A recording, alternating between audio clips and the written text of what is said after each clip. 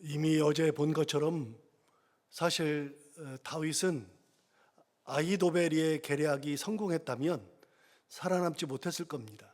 그의 계략이 성공했다면 다윗의 군사들 그리고 백성들은 전부 다 압살롬에게 돌아오게 되고 다윗 혼자만 죽임 당했을 겁니다. 그런데 후세의 계략을 듣고 그거는 아히도벨의 계략이 이번에는 좋지 않다 하는 것을 압살롬과 많은 신하들이 받아들이면서 극적으로 다윗이 살게 되죠. 그 모든 것 가운데 어제 말씀드린 것처럼 14절에 그렇게 된 것은 하나님의 역사가 있다고 말씀드렸습니다. 하나님께서 압살롬에게 화를 내리려고 그렇게 하셔서 아히도벨의 좋은 계략을 물리치라고 그렇게 작정하신 거죠. 하나님의 역사가 있지 않으면 천하의 다윗도 생명이 위험합니다. 다윗도 하나님의 은혜, 은총을 입어야만 되는 겁니다. 세상의 어떤 사람도 하나님의 은혜가 없으면 존재할 수가 없습니다. 하나님이 함께 계셔야죠. 어느 누구도 하나님의 은혜가 다 필요하죠. 아브라함도 하나님의 은혜 주시니까 애굽 땅에 내려가서 자기 아내를 누이라고 하면서 죽임당할 위기를 벗어날 수 있죠. 하나님의 은혜가 아니면 안 되는 겁니다. 야곱도 하나님의 은혜가 아니면 안 되는 것이고 요셉도 역시 하나님께서 함께 하시고 하나님이 은혜 주시니까 요셉도 종살이, 옥살이를 견뎌낼 수 있었던 거죠. 하나님의 역사가 있었으니 7년의 풍년과 7년의 흉년을 알아맞힐 수 있고 하나님의 역사에 의해서 요셉도 총리가 될 수 있었습니다. 어느 누구도 하나님의 은혜가 아니면 안 됩니다. 우리도 똑같습니다. 모세 같은 사람은 80세가 되었을 때 세상을 다 포기한 사람처럼 살았습니다. 40살에 도망가가지고 40년 동안을 미디안 광야에서 양을 치며 살았는데 이제 여러분 몇 번 들어서 알지만 성경을 정확하게 읽어보면 모세가 양을 칠 때 80세의 양을 칠 때 장인의 양을 쳤다라고 성경은 이야기합니다. 40년 동안 양을 쳤습니다. 장인어른의 양을 쳤는데 그 정도 되면 내 양이 있을 거 아니겠어요? 그런데 모세는 자기 양이 없었습니다. 장인어른의 양을 치죠. 왜요? 포기하니까요. 삶에 의욕이 없으니까요. 그런 모세도 하나님께서 은혜 주셔서 쓰시는 겁니다. 하나님의 은혜가 있어야 생명이 보존되고 하나님의 은혜가 있어야 쓰임을 받는 거예요. 사울은 하나님의 은혜 가운데 왕으로 부르심을 받았죠. 중요한 겁니다. 사울이 자기가 왕 되는 것을 처음부터 나는 왕감이야, 나는 왕이 되어야 해, 하나님께서 나를 쓰시는 거 보니까 하나님이 사람 보는 눈이 있네, 그런 적이 없습니다. 처음에 사울이 왕이 될 때 나는 그런 존재가 아니다. 나는 이스라엘의 가장 작은 지파에 속한 사람, 우리 아버지는 그런 가문의 사람, 그런데 어떻게 나를 씁니까? 라고 사울도 자기 자신이 왕 되는 것을 받아들이기 어려울 만큼 쓰임받는 것은 자기 자신이 그렇게 하나님의 은혜가 너무나도 크다고 고백할 수밖에 없는 그런 처지에 있었죠. 하나님의 은혜가 있어야 쓰임도 받습니다. 그걸 저버리면 하나님께서 버리시지만 천하의 다윗도 천하의 모세도 다 하나님께서 은혜 주시고 쓰시니까 그렇게 되는 겁니다. 우리 모두는 다 하나님의 은혜가 필요합니다. 아닌 사람 한 명도 없습니다. 목사님은 안 그래요? 목사도 똑같아요. 하나님의 은혜가 아니면 안 돼요. 죽을 고비도 몇 번 넘겼어요. 진짜 죽었다 싶었던 때도 넘어갔어요. 그리고 정말 눈물 흘리면서 10년 넘게 기도한 아들 붙잡고 기도한 적도 있어요. 그렇게 기도해서 겨우겨우 넘어가요. 은혜가 넘기는 겁니다. 제가 넘기는 게 아니고 우리 모두는 다 하나님의 은혜가 필요하죠. 다윗이 이 위기를 넘기는 거에는 하나님의 은혜가 절대적으로 필요합니다. 그래서 아히도벨의 모략을 패하게 하신 분 하나님. 후세의 이야기를 들어볼 필요도 없는데 갑자기 후세를 왜 불렀을까요? 하나님께서 작정하셨기 때문에 그래요. 아히도벨의 모략을 패하게 하시려고 작정하시니까 그러죠. 여러분, 이 모든 것 속에는 뭐가 들어있느냐? 다윗의 하나님 의지가 있어요. 하나님 의지하거든요. 사람은 최악의 순간에 신앙의 진가가 나타난다 그랬잖아요. 최악의 순간에 어떤 모습을 보이느냐? 그 사람이 참 신앙인이냐 아니냐, 그 사람이 충신이냐 간신이냐, 이런 것들이 다 드러나요. 아히도벨은요 평생 다윗의 모사였습니다. 그러나 압살롬의 초청을 받고 압살롬에게 가서 그의 모사가 되었습니다. 그런 순간이 되었을 때 배반하는 사람이 아히도벨이죠. 후세는 그런 순간에 자기 목숨을 걸고 왕궁에 들어가서 압살롬에게 거짓으로 왕이여 만세 하면서까지도 그렇게 다윗을 배반하지 않는 그런 충신의 모습을 보이죠. 사람은요 최악의 순간이 되었을 때 그때 진정한 신앙이 드러나는 겁니다. 그래서 그 진정한 신앙에 의해서 아렉사람 후세가 아히도벨의 모략을 패하게 하잖아요. 그런데 그 모든 것 속에 역시 다윗이 최악의 순간에 있을 때 그가 선택했던 것이 있습니다. 뭘 선택했느냐? 그는 최악의 순간에 하나님을 붙들었습니다. 이게 진짜 대단한 겁니다. 다시 말씀드려요. 다윗은요 우리아의 아내 밧세바를 범하면서 인생이 나락으로 떨어집니다. 그때부터 그의 인생은 완전히 달라집니다.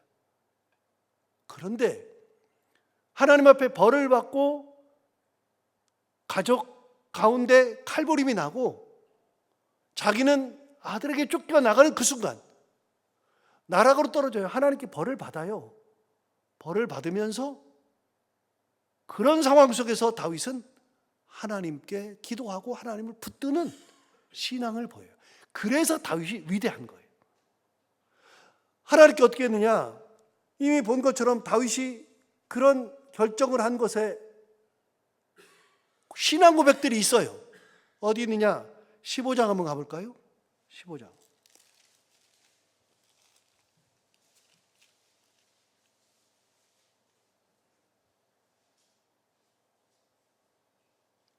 (15장)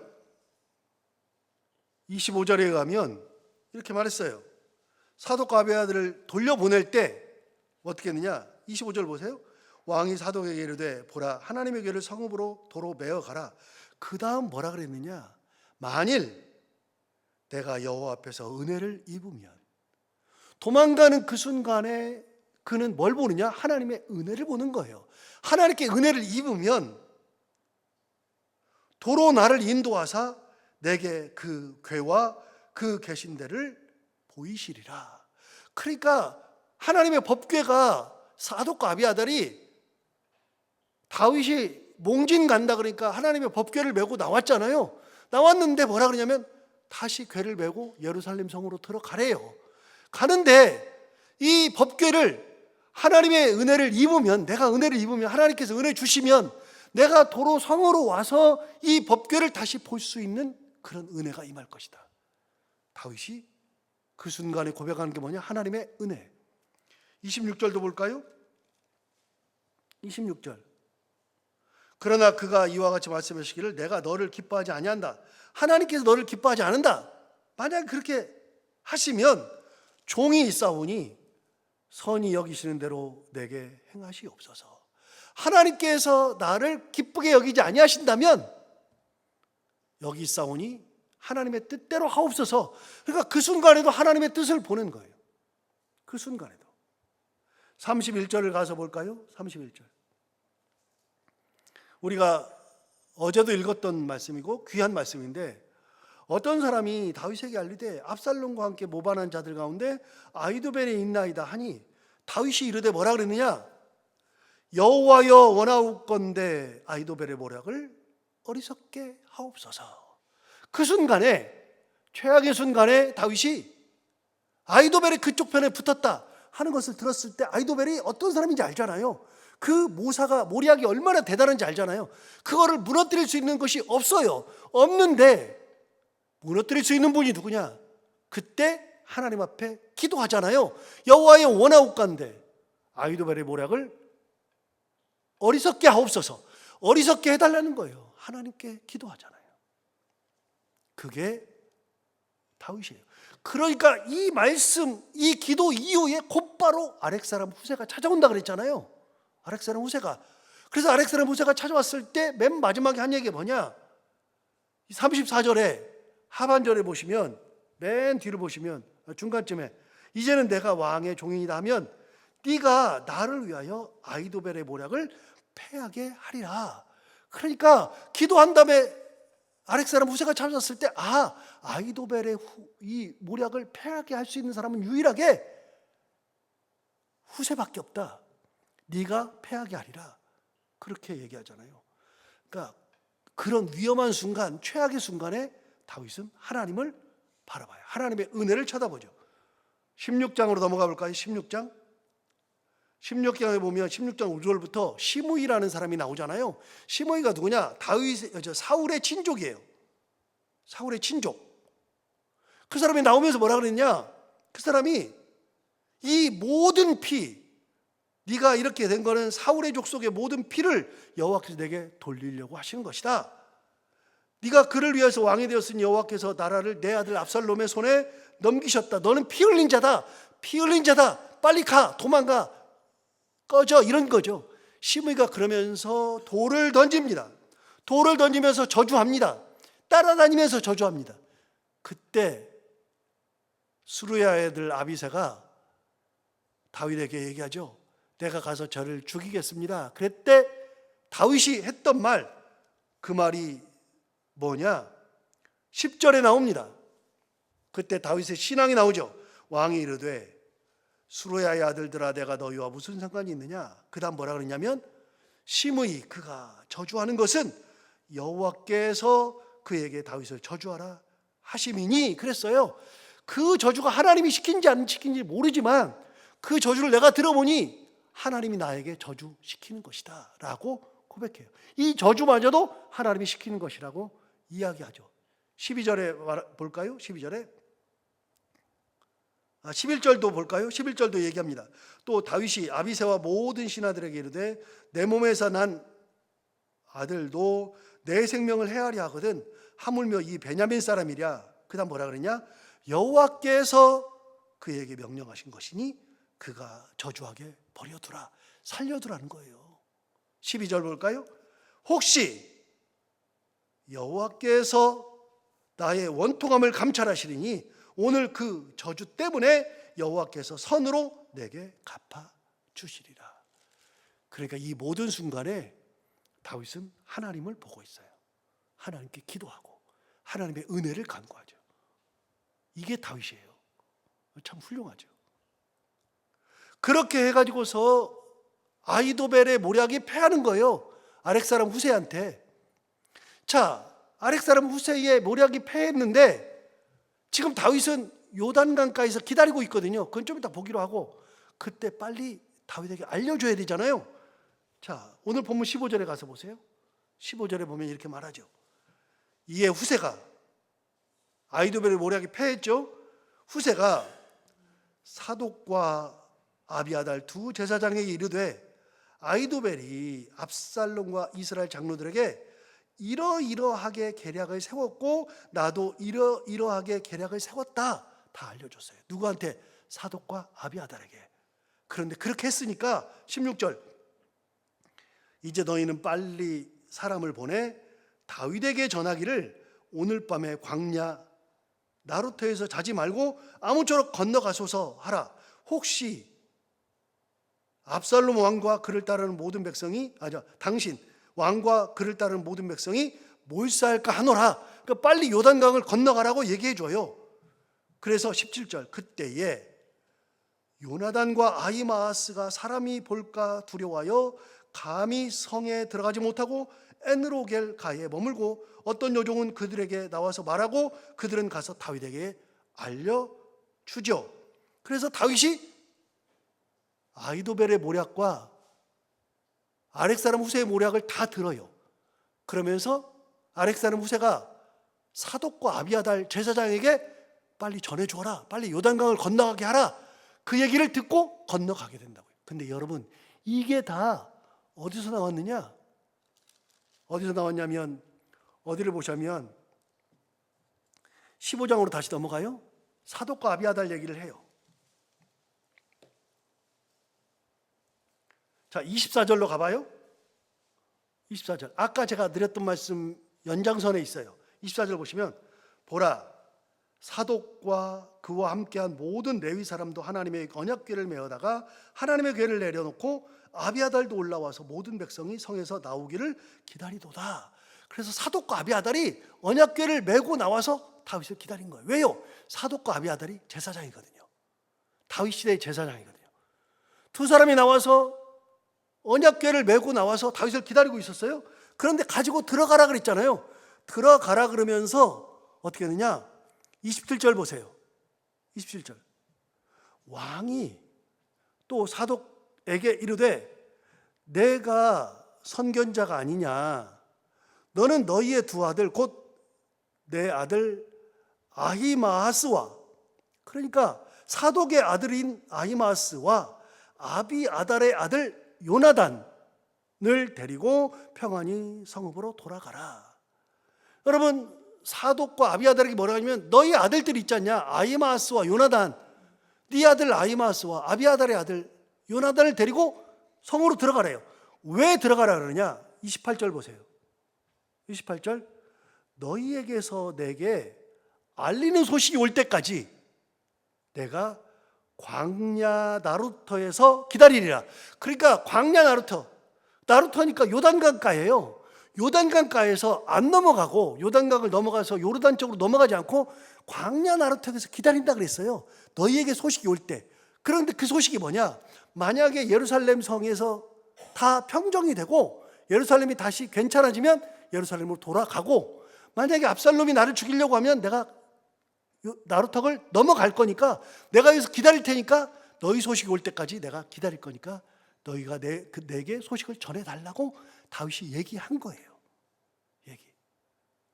그리고 아렉 사람 후세에게는 그 얘기를 한 거예요. 아히도벨의 모략을 네가 패해야 되니까 다시 들어가라, 예루살렘으로 돌아가라 라고 얘기한 사람의 한 이후에 35절 볼까요?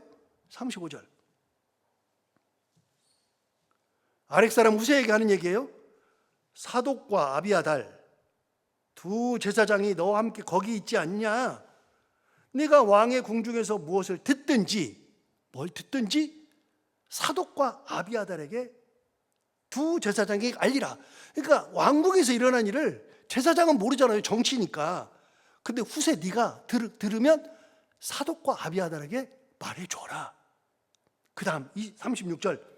그들의 두 아들 곧 사독의 아히마아스와 아비아달의 요나단이 그들과 함께 거기 있나니, 성에 있으니까 너희가 듣는 모든 것을 그들 편에 내게 소식을 알릴지니라. 그래서 다윗이 짠 판이 어떻게 된 거냐면요, 오늘 여기 15장에 있는 것처럼 다윗이 만든 판이 뭐냐면, 사독과 아비아달을 다시 성으로 들어가라 그랬어요. 들어가가지고 네 아들 둘이 있지 않냐?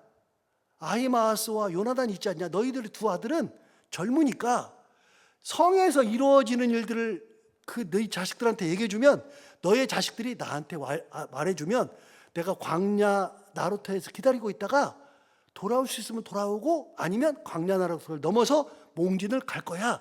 그렇게 짜놨어요. 그리고서 후세가 오니까 뭐라 그러냐면, 후세한테 너도 돌아가. 사독과 아비아달도 내가 돌려보냈는데 너도 돌아가서 거기서 아비아달의 모략을 네가 패하게 해야 돼.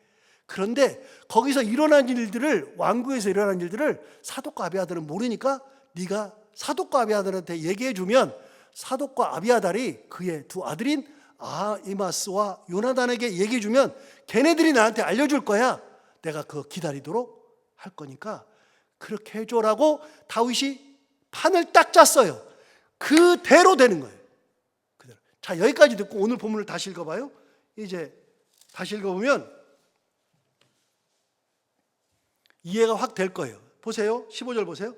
이에 아렉 사람 후세가 사독과 아비아달 두 제사장에게 이르되 아히도벨이 압살롬과 이스라엘 장로들에게 이러이러하게 계략을 세웠고 나도 이러이러하게 계략을 세웠다.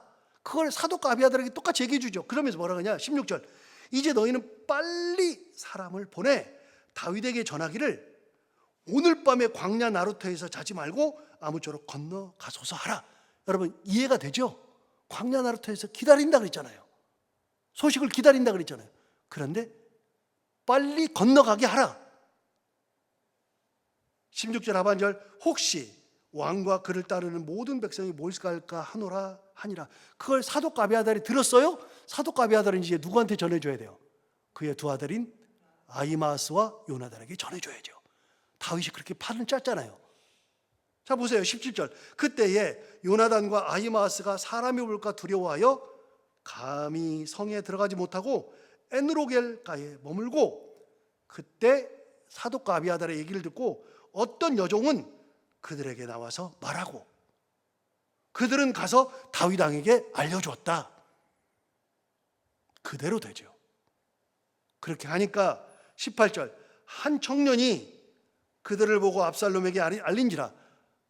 아히마아스와 요나단이 다윗에게 가서 이야기하는 것을 한 청년이 보고 압살롬에게 얘기해 준 거예요. 얘네들 죽었죠.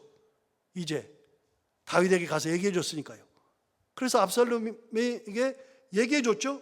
18절 하반 뒤에 그 두 사람이 빨리 달려서 바울임 어떤 사람의 집으로 들어가서 그의 뜰에 있는 우물 속으로 내려가요. 그래서 숨어야 되니까 어떤 사람의 집에 가가지고 우물 속으로 딱 들어갔어요. 그러자 19절 그 집 여인이 덮을 것을 가져다가 우물 아귀를 덮고 찌은 곡식을 그 위에 널매 전혀 알지 못하더라. 딱 들어가니까 거기다가 찌은 곡식을 딱 이렇게 우물 어귀를 덮고 찌은 곡식을 다 이렇게 거기다 널었어요. 그러니까 우물 위에다가 덮개에다가 곡식을 딱 널어놓은 거죠. 그러니까 사람이 가가지고서 우물 속에 사람이 있을 거라고 생각을 못 하잖아요. 열어보면 되는데 전혀 몰라요. 어떻게 했느냐? 20절 보세요.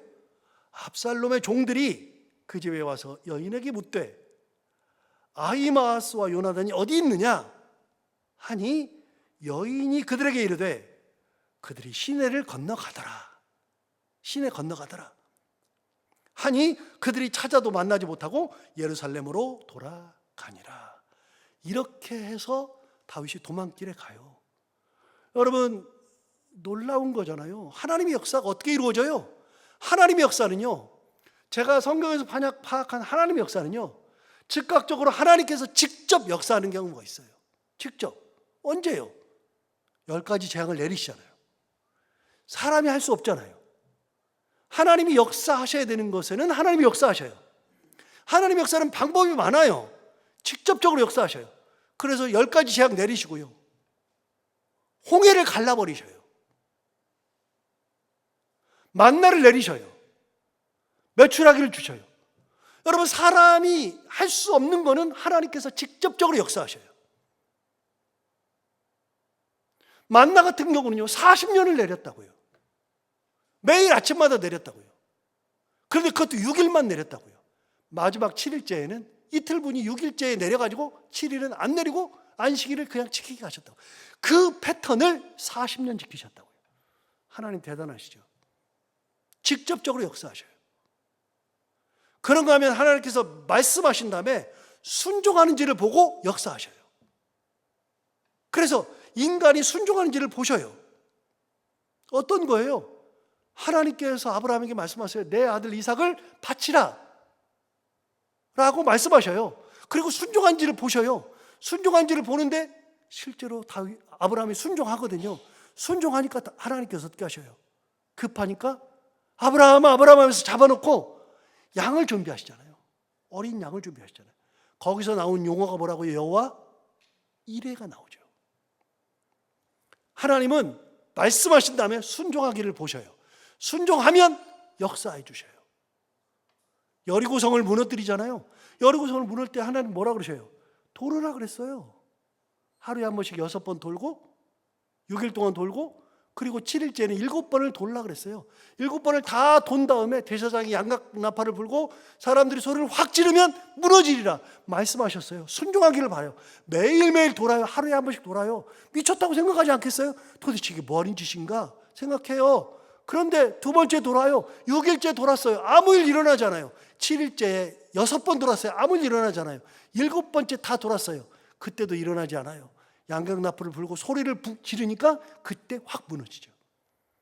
하나님의 역사는요, 말씀하신 다음에 순종하시는 걸 봐요. 순종하는 걸. 그때 하나님께서 역사하셔요. 세 번째, 하나님의 역사는요, 사람들을 통해서 역사하셔요. 사람들을 통해서. 오늘 이런 경우가 하나님의 역사예요. 아히도벨이 낸 모략을 후세를 통해서 역사하셔요. 그래서 사람들이 순종하는 것을 이걸 가지고서 어떻게 할까? 하나님께서 그냥 아히도벨을 죽일 수도 있죠. 그냥 그 자리에서 죽일 수 있죠. 그런데 하나님은 보셔요. 어떻게 하는지를. 그래서 사람들을 통해서 역사하셔요. 그런 경우는 성경에도 너무 많아요. 그런데 우리가 볼 때 이 세 가지는 다 유효해요. 전부 다. 신앙생활하면서. 그래서 내가 할 수 없을 때에는 하나님께서 강권적으로 역사하셔요. 강권적으로. 사고 당할 때, 사람이 도와줄 수 없을 때 하나님께서 생명을 붙들고 계셔요. 붙들고. 큰일이 있어가지고 해결하지 못할 때, 나는 아무것도 할 수 없을 때 하나님께서 강권적으로 나를 붙들고 역사하셔요. 두 번째, 순종을 보셔요. 내게 말씀하시고 어느 날 갑자기 나한테 말씀하셔요. 나한테 감동으로 말씀하셔요. 이렇게 해거라. 도와주어라. 네가 해라. 라고 말씀하셔요. 그거에 순종할 때 하나님께서 길을 내셔요. 그래서 하나님께서 내게 감동 주실 때 순종하는 신앙적 용기가 필요해요. 마지막으로는요, 하나님께서 사람들을 통해서 역사하셔요. 나도 모르는 사람들이 역사가 일어나요. 제가 교회 얘기를 계속하지만 저는 이 교회를 들어올 때마다 그냥 보이지 않아요. 우리 교회 벽돌은 빨간 벽돌이라고 그랬잖아요. 지금 한색으로 칠했지만 바깥에 보면 다 빨간 벽돌이잖아요. 몇 장이에요, 여러분? 이게 모르잖아요. 그런데 이 교회를 지을 때 많은 성도들이 하나님의 마음으로 순종해서 헌금하고 벽돌을 나르고 그러면서 기도하고 하나님은 그 과정을 다 보셔요. 그걸 통해서 하나님의 뜻을 이루시는 거예요. 저는 벽돌을 볼 때마다 그냥 안 보이거든요. 여기는 성도들의 땀과 눈물과 기도와 피가 있어요. 여기에 아무것도 안 한 분들 있잖아요. 그런데 지금도 여러분들도 다 하셔요. 여러분들 다 헌금하고 교회 다 헌금하잖아요. 헌금하고 여러분 누굴 도와주고 다 하잖아요. 나를 통해서 역사하잖아요. 그래서 내가 하나님의 도구예요. 내가. 누군가가 도구가 돼서 나를 돕기도 하지만 내가 하나님의 도구가 되어서 하나님의 뜻에 쓰임 받는다고요. 여러분 아히마아스나 요나단을 들어는 봤어요?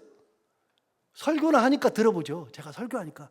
그러니까 들어는 봤잖아요. 아히마아스는 사독의 아들이요. 요나단은 아비아달의 아들. 사실 여러분 아비아달도 잘 모르잖아요. 후세 들어봤어요 한번? 아히도벨을 들어는 봤어요? 여러분 사람들을 몰라요. 우리는 모르는데 하나님은 모르는 사람들을 통해서 역사하신다고요. 다 역사하신다. 제가 그래서 느헤미야 볼 때마다 그때마다 에스라 볼 때마다 에스라 2장을 볼 때마다 깜짝깜짝 놀래요. 에스라 2장이 뭐가 나오냐? 2장 그 느헤미야 보면은 뭐가 나오느냐? 거기에 성전 지은 사람 이름들이 쫙 나와요. 성벽 쌓은 사람 이름이 쫙 나온다고요. 그 사람들이 이름이 한 장에 걸쳐서 쫙 나와요. 나오는데 알지도 못해. 진짜 한 명도 모르겠어요. 그런데 한 명도 모르는 사람을 하나님께서 다 쓰셔가지고 성벽도 쌓고 성전도 짓고 다 하시는 거예요.